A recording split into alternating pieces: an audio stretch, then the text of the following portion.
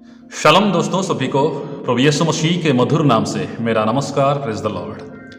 दोस्तों, कल हमने इस वीडियो में देखा था कि कैसे अगर हम प्रभु यीशु मसीह को या परमेश्वर का मजाक उड़ाते हैं, उनको टट्टों में उड़ाते हैं, उनके खिलाफ खड़े होते हैं, उनके खिलाफ कोई भी कदम उठाते हैं, उसका नतीजा हमें भुगतना पड़ेगा। जी हाँ, एक ना एक दिन उसका नतीजा हमें भुगतना ही पड़ेगा। दोस्तों, हमने देखा था कि रोमियो ने जब परमेश्वर के मंदिर यानी कि यरूशलेम मंदिर को नष्ट कर दिया, नाश कर दिया, तो परमेश्वर ने भी उनको जवाब दे दिया और उनके बेहतरीन शहरों को, बहुत ही खास, बहुत ही बढ़िया शहरों को नष्ट करके उनको उनका जवाब दे दिया था। दोस्तों, आज RMS टाइटैनिक के बारे में कौन अनजान है?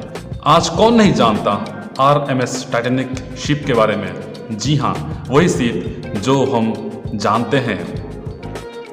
दोस्तों, जब उस शिप बिल्डर को यानी कि थॉमस एंड्रयूज को पूछा गया कि वो जहाज के बारे में क्या कहना चाहेंगे, वो बहुत ही घमंड के साथ ये कहे कि ये जहाज इतना अच्छा से बनाया गया है, इतना परफेक्टली बनाया गया है कि अगर ईश्वर भी आएंगे, ईश्वर स्वयं भी आएंगे, तब भी इस जहाज का कुछ भी नहीं कर सकते।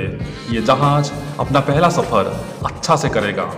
जी हाँ दोस्तों, सिर्फ वही नहीं, उसके साथ ही साथ उसका कैप्टन जो थे, उनका कहना भी यही था, अगर ईश्वर भी स्वयं आते हैं तब भी इस जहाज का कुछ भी नहीं कर सकते।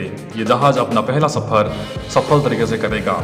और इतने ही नहीं, उनके साथ ही साथ जो उनके इस जहाज के क्रू मेंबर्स थे, उनका भी कहना यही था। वाह! तो दोस्तों, हम सब जानते हैं उसका नतीजा क्या हुआ था। तो जहाज अपना सफर शुरू करता है, उसके बीच में थॉमस एंड्रयूज जाते हैं और ये चाहते हैं, ये जांचते हैं, ये चेक करते हैं क्या कहीं कुछ सुधारने की आवश्यकता है, और वो अपना नोट लेते हैं और जांचना या देखना शुरू करते हैं। लेकिन उनको ऐसा कोई भी नहीं मिला, ऐसा कहीं भी कुछ गड़बड़ ना दिखाई दिया कि सुधारने की जरूरत हो।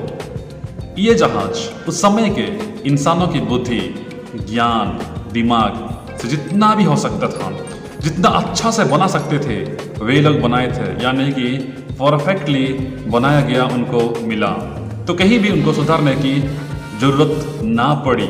लेकिन दोस्तों, 14 अप्रैल 1912 रात को लगभग 11:30 बजे ये जहाज एक आइसबर्ग से टकराता है और वो डूबना शुरू हो जाता है।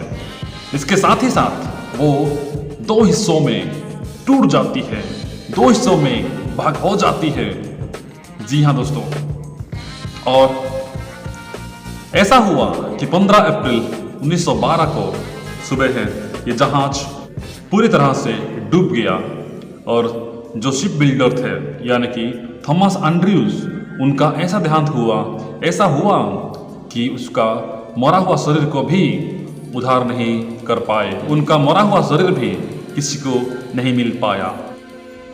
तो जरा सोचिए, उस इंसान का जो इतना घमंड के साथ ये कहा था कि जहाज इतना अच्छा से बनाया गया है, इतना परफेक्टली बनाया गया है, अगर ईश्वर आएंगे तब भी इसका कुछ भी बिगाड़ नहीं सकते, तब भी इसका कुछ भी नहीं कर सकते। दोस्तों, उसका अंत ऐसे हो गया, उसका शरीर तक नहीं मिल पाया, उसका मरा हुआ शरीर तक किसी को नहीं मिल पाया। जी हाँ, इसलिए दोस्तों, हम अपने दिमाग, अपने बुद्धि का कभी भी सहारा ना लें। हम परमेश्वर में अपने आप को समर्पित करना चाहिए। बहुत ही बढ़िया वचन लिखा गया, बाइबल में लिखा गया कि जो घमंड करे वह प्रभु में घमंड करे। जी हाँ, जो घमंड करना चाहता है वो प्रभु में घमंड करना उचित है। ये लोग अपने बुद्धि में, अपने दिमाग में अपना जो काम किए थे, उस काम में घमंड करते थे और ये कह रहे थे कि अगर ईश्वर भी स्वयं आ जाते तब भी इस जहाज का कुछ भी नहीं होगा, बिगाड़ ही नहीं पाएंगे। यानी कि उन्होंने परमेश्वर का ठट्टा उड़ाया था, परमेश्वर का मजाक उड़ाया था और उसका नतीजा उनको भुगतना तो था ही। तो इसलिए दोस्तों, आज हम जो भी करते हैं हम परमेश्वर की महिमा दें। जो भी करते हैं, जी हाँ, जो भी करते हैं वो सबको हम परमेश्वर के हाथ में सौंपना जरूरी है। तो दोस्तों, हमारा परमेश्वर ठट्टों में, मजाक में उड़ाने वाला परमेश्वर नहीं है।